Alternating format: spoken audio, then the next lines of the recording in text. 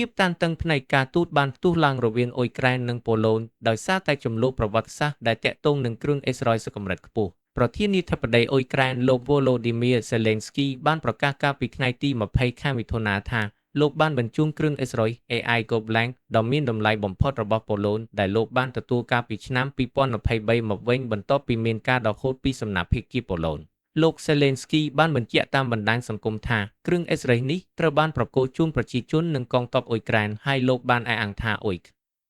ក្រែននៅតែបើកចំហចំពោះការរក្សាសាមគ្គីភាពដ៏សំខាន់ជាមួយប៉ូឡូញដើម្បីជៀសវាងការបកស្រាយខុសគ្នាចំពោះអតីតកាលដ៏លំបាកនិងឈឺចាប់រួមគ្នារបស់ប្រទេសទាំងពីរការសម្រេចចិត្តដកហូតគ្រឿងអេសរ៉ុយនេះកើតឡើងបន្ទាប់ពីលោក Zelensky បានសម្រេចដាក់ឈ្មោះកងឯកភាពយោធាមួយដោយយកឈ្មោះកងទ័ពតបអ៊ុយក្រែន IPEF ដែលជាអង្គការជាតិនិយមក្នុងសម័យសង្គ្រាមលោកលើកទី2ប៉ូឡូញចាត់ទុក IPEF ថាជាអ្នកទទួលខុសត្រូវលើការសម្លាប់ជនជាតិប៉ូឡូញជាង100,000នាក់ដែលបង្កឲ្យមានការខកចិត្តយ៉ាងខ្លាំងចំពោះប្រធានាធិបតីប៉ូឡូញលោក Karol Nawrocki